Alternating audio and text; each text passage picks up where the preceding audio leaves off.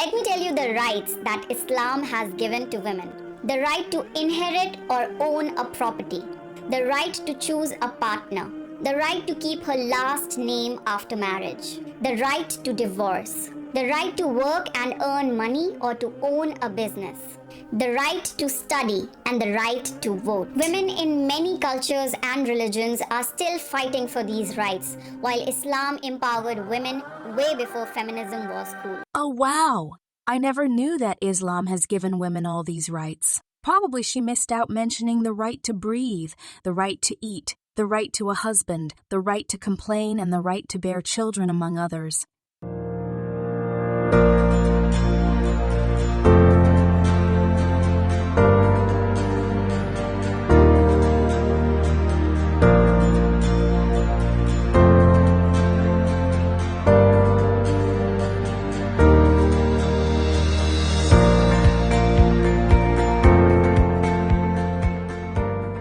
Welcome to the world of Islamic propaganda, where they make hijab-clad women to spread erroneous information about the status of women in Islam.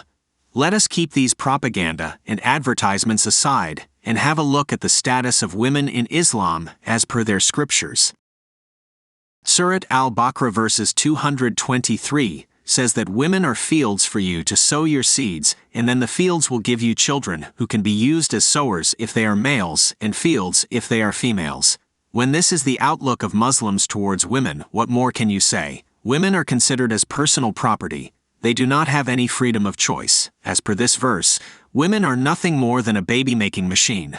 Why do you think the fertility rates of Muslim women are more than non-Muslim women? She cannot say no. If she says no, there are many other persecutions she will have to endure. We will describe about that as well.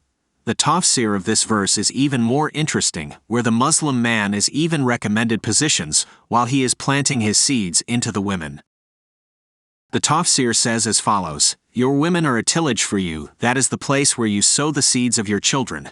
So come to your tillage, that is the specified place, the front part, as in whichever way you wish, whether standing up, sitting down, lying down, from the front or the back. This was revealed in response to the Jews saying that if a person had vaginal intercourse with his wife from behind, the child would be born cross-eyed. It is quite possible that when Muslim man sees women, they hear sounds like this, along with the view of a fertile field. And when they are unable to hold on, they force their seeds to the field, causing undesirable results. Now watch this video where a Muslim man tried to plant his seeds into his wife's sister.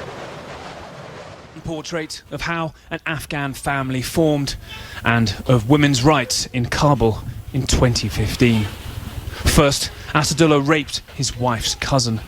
He was convicted and jailed for it. The beautiful girl here, whose name means smile, is the child from that rape. Born in jail because her mother, Gulnaz, here, was charged with adultery under what passes for Afghan justice, as her rapist was married. What in the world is this? She is raped and the Islamic government of Afghanistan is charging her with adultery? Welcome to the world of Islam. According to Islamic laws, if somebody is raped and it is not witnessed by 4 people, it cannot be considered as a rape. However, as she is with a child as a result of the rape, she will be considered as an adulteress.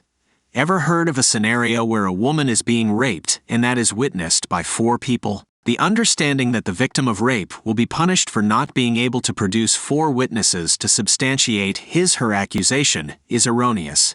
But who will tell the Islamic government and the leaders of Islam? This 4-witness rule is a misapplication of Surah 4 verse 15. But Quranic verses are not always misapplied like this. Watch this video where the father-in-law wanted to plant his seed into the daughter-in-law.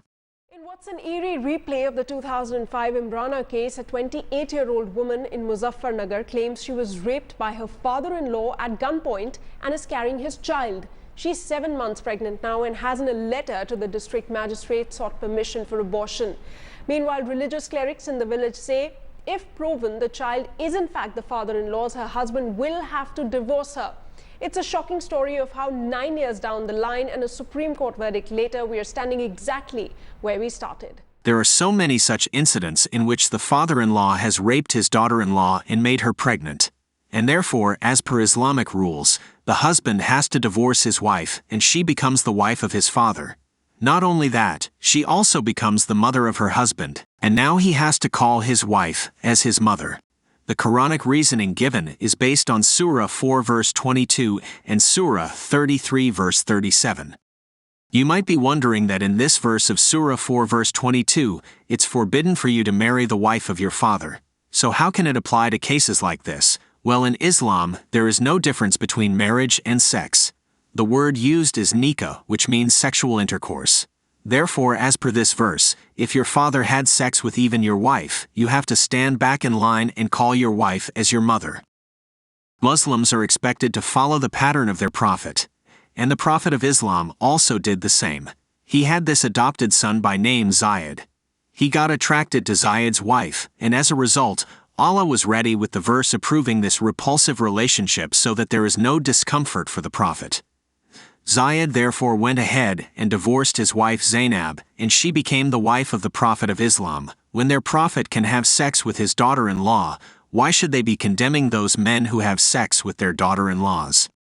Wow, what a disgusting cult is this? Shall we say in Islam, women has the right to be raped? Yes, absolutely, if you want to borrow the words of Ramshah Sultan Khan. Now let us move to the next right a woman can have. It is called the right to be beaten and flogged.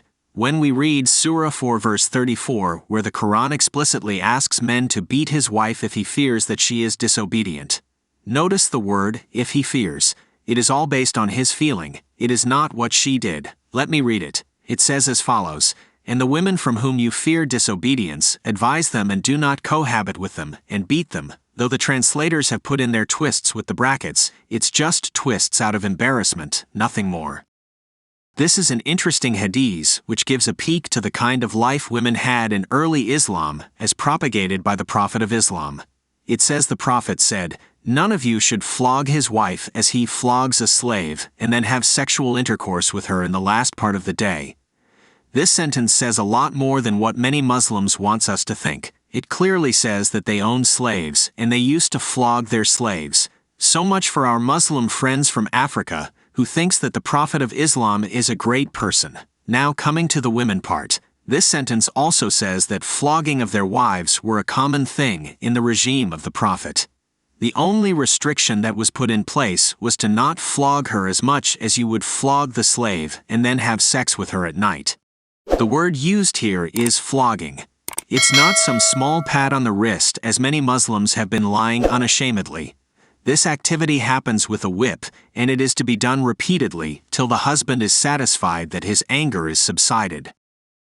Let me cite one more of the many instances where wife-beating was a common thing in early Islam of the Prophet. This Sahih Hadith says as follows, Aisha said that the lady came, wearing a green veil, and complained to her, Aisha, of her husband and showed her a green spot on her skin caused by beating.